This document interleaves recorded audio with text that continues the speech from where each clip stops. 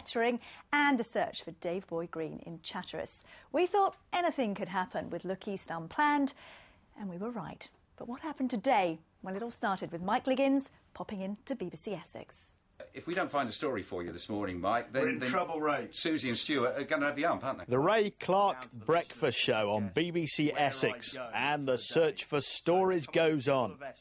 The team hear about something strange on a farm. You heard us on the radio and you thought, right, OK, could be good.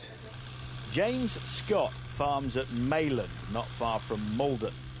He's been hard at work for weeks with the harvest, but today he's going to make a replica of Stonehenge made from straw. Why? Well, why not? We've finished the harvest. We've now got the big campaign to get the seed in to grow next year's harvest. Just anything just to lighten the mood after 2 or 3 months of flat out working. James reckons it'll take about an hour. He works carefully and skillfully. But there's a setback when some of the bales fall down. Oh dear, this could take a while. Hard life for the reporters.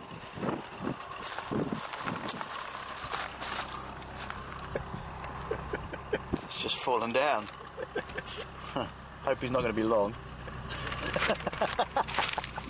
You want to know what you're doing with one of these, and it didn't help when it all fell over. But it's coming together now.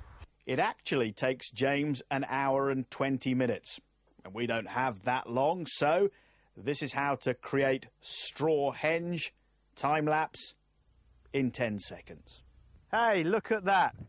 Absolutely brilliant. Another quality, unplanned moment. It's Suffolk tomorrow, and I bet you can't beat this. Well, there you go, Suffolk. Mike set the challenge. He'll be starting his day in Ipswich tomorrow and making his appeal for ideas on where to go from there on the BBC Radio Suffolk breakfast programme. Don't let him down. Now it's time to go back to our main story tonight, the sale of Vauxhall. Here's Stuart again in Luton. Amelia, thank you very much indeed. Now, I wouldn't want you to go away thinking that this programme is entirely about this van, about the workers who work in this factory. It's about all of those people who supply this factory with parts and with other things that they need here, and about all of those people who use these vans. As we've already said, 6 times it's been Van of the Year. It means that thousands and thousands of businesses across the region use this van. Joel Mapp reports. During the last 8 years, more than 500,000 Vauxhall Vivaros have rolled off this production line. That's around 50 an hour. Sales show it's the white van man's second favourite, costing between £10,000 and £20,000. It's sold all over the world and is rebadged in Luton 4 times for Renault, Vauxhall, Opel and Nissan. In June, we visited one of many local suppliers who rely on its success. We're responsible for wheel and tyre assembly. Yeah. We're responsible for rear axle assembly. Yeah. 300 workers at Premier work exclusively on the Vivaro. We've been here a long time. We're fully committed to assisting these guys. They obviously need to pull cost out of their products. I think it's worrying times in the whole industry. But while big business decides its fate, the Vivaro rolls on, a workhorse for the modern age. Joel Matt, BBC Look East.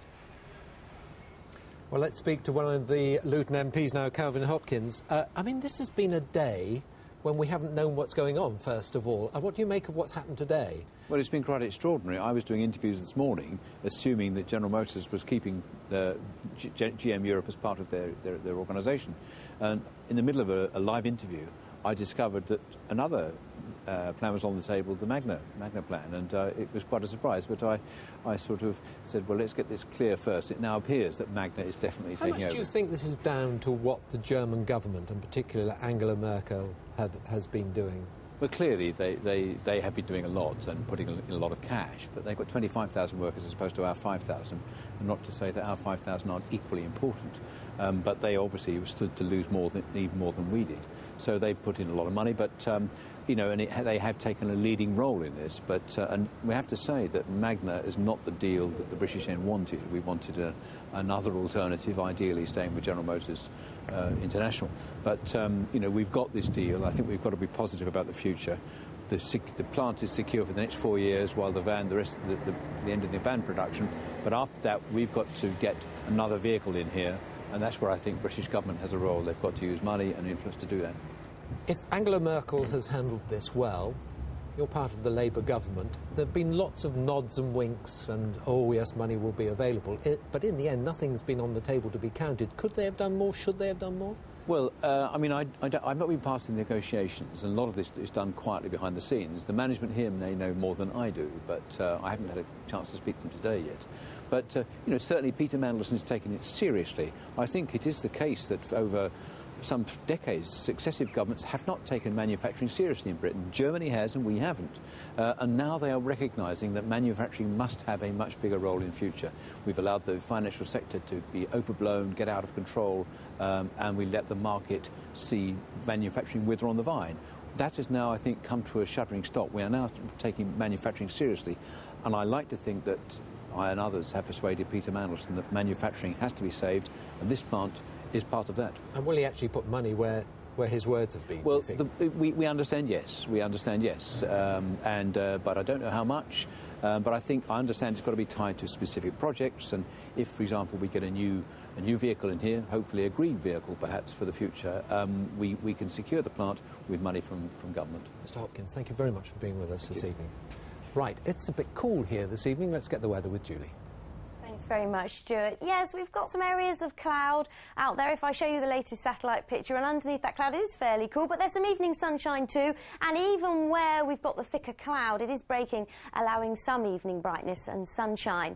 Now, over the next few hours, a lot of us will see the cloud disappearing, a lot of that cloud becoming confined to coastal areas overnight. Further inland, a lot of clear sky for much of the night, perhaps a little bit of patchy mist in the west, and it'll be under those clearer skies that we see the lowest temperatures. Again, on the cool side, down to around 8 or 9 Celsius. In fact, some spots last night saw around 5 Celsius, so not quite as chilly as that, but still below average for the time of year.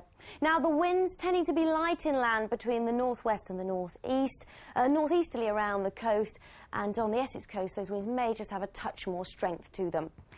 So, tomorrow, high pressure in charge again. A very similar day to today, actually. A fair bit of cloud caught up in the circulation of that high, drifting in off the North Sea. But we should see it thinning and breaking at times to allow the sunshine through. And a lot of that cloud will probably be thin, high stuff, which will just turn the sunshine a bit hazy.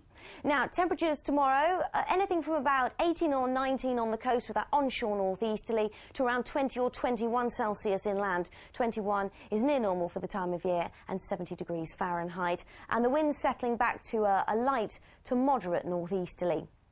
So that's Friday, Saturday, Sunday and Monday. The further west you are, the more sunshine you're likely to see. The further east, the cloudier your weekend and the beginning of your working week is likely to be. Tuesday, though, perhaps some better spells of sunshine for everybody. Temperatures by day near normal, and overnight lows, well, anything between about 8 and 13 degrees Celsius.